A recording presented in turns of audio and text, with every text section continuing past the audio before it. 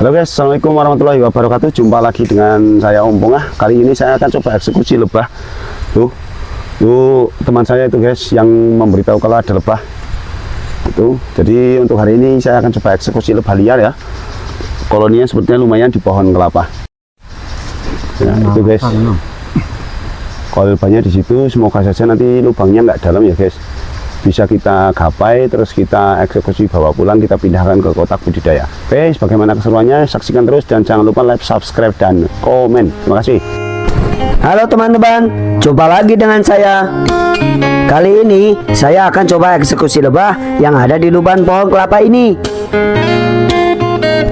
Ini lebahnya lumayan super teman-teman, tapi lumayan galak juga. Makanya saya pakai asap seperti ini supaya lebahnya agak jinak. Tapi tadi sudah terlanjur ada yang nyengat di topi. Jadi bau hormon dari sengatan lebah itu mengundang teman-temannya jadi ikutan galak. Seperti itulah sistem bertahan mereka teman-teman. Jadi kalau lebah kita tidak mengganggu atau pendekatan secara jinak, lebah juga jinak. Tapi kalau kita kasar dengan lebah, lebah juga bisa galak. Jadi untuk teman-teman nggak usah takut kalau ada lebah madu seperti ini. Pakai saja alat pelindung diri seperti saya, haha, dijamin aman. Tapi tadi ada yang masuk ke baju, jadi sempat menyengat di bagian pinggang. Nggak apa-apa deh, daripada nyengat di kepala atau di muka, waduh, bisa bentol-bentol.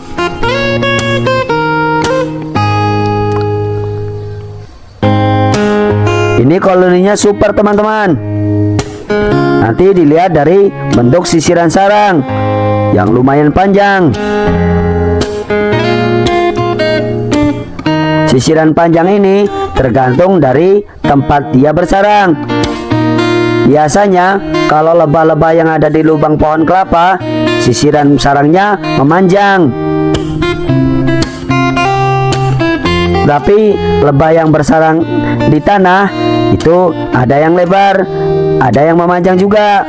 Tergantung lebar dari lubang tanah itu. Karena spesies lebah apis cerana cenderung dia suka berdiam di lubang pohon atau di tempat-tempat yang aman dari jangkauan predator. Tidak seperti lebah apis dorsata. Tuh lihat teman-teman, sisirannya sangat panjang. Tapi sepertinya madunya kosong. Hanya ada calon ratu pejantan yang paling bawah itu. Tuh, koloninya berhamburan teman-teman. Karena ratunya sudah tertangkap, jadi saya tinggal menunggu saja. Nanti koloninya pasti ikut masuk ke dalam kotak ini. Tuh, sudah banyak yang masuk. Kita tunggu saja. Lokasinya seperti ini di tengah hutan teman-teman. Kalau sendiri saya takut. Tapi saya berdua sama temanku. Jadi yang lihat lebah ini adalah temanku. Tuh, koloninya berhamburan teman-teman. Sepertinya lebahnya sudah banyak yang masuk. Tuh, koloninya full. Oke teman-teman, karena videonya terlalu panjang, jadi saya singkat saja. Ini ceritanya sudah saya akan pindahkan ke kotak pemindahan budidaya. Saya letakkan di ladang saya agar memudahkan saya dalam pengecekan nanti ketika saat musim panen madu.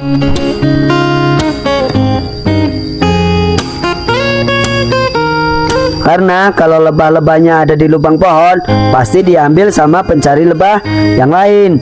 Karena di tempat saya yang memelihara lebah apis cerana nggak cuma saya saja, tapi ada tetangga saya yang pelihara. Kadang-kadang kita suka mencari bersamaan.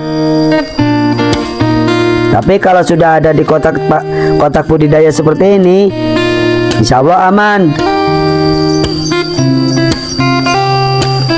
Kalau ada di kotak yang lain, biasanya sih ada yang dicuri. Cuma kalau sudah di kotak budidaya seperti ini, terletak di lahan saya, yang sudah-sudah itu aman. Tuh lihat koloninya, super sekali. Biasanya lebah kalau sudah tertangkap ratunya, itu biasanya nggak galak. Tapi walaupun nggak galak, saya tetap pakai alat pelindung diri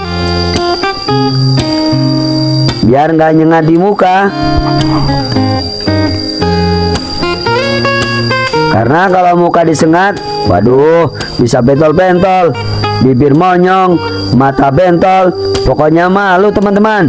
Hahaha. Sayangnya di video kali ini saya nggak bisa memperlihatkan sosok ratu yang sudah saya kurung karena cuaca agak mendung. Walaupun tadi pagi sempat saya ngambil cuaca cukup bagus, tapi pada saat pemindahan itu lumayan mendung, makanya saya agak buru-buru. Ini ratunya sudah saya kurung di kurungan ratu. Nanti 2 atau 3 hari baru akan saya lepaskan. Kemudian saya akan pasang sekat ratu. Sekat ratu itu tujuannya supaya ratunya tidak bisa keluar ke kotak budidaya. Tetapi lebah-lebah pekerja masih bisa keluar masuk mencari nektar dan polen. Karena itu sumber pakan mereka.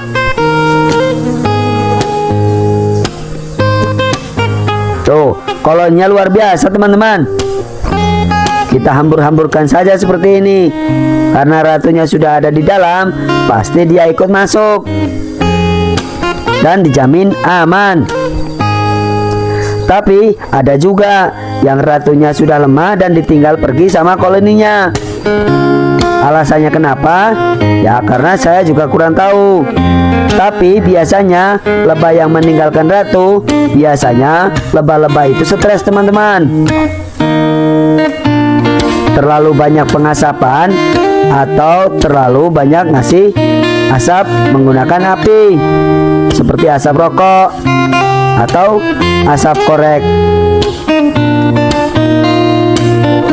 Saat pengambilan di hutan liar, api serana, kita kasih asapnya jangan terlalu banyak supaya lebah-lebah pekerja tidak stres. Kalau lebah-lebah stres, biasanya ratunya suka ditinggal pergi. Kalau ratu sudah ditinggal pergi, ya sudah, berarti ya wassalam.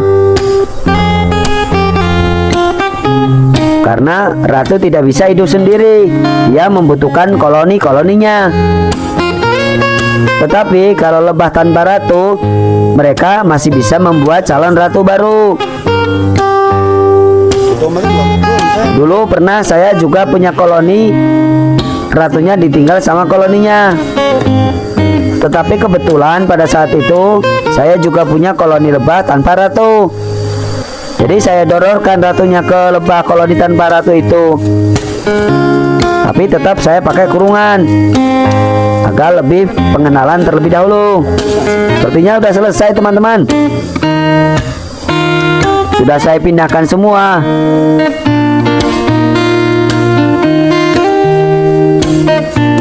Wah, lebahnya super sekali teman-teman.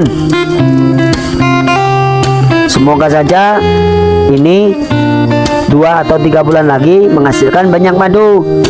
Karena di tempat saya sekarang petani-petani di sekitar banyak yang menanam jagung.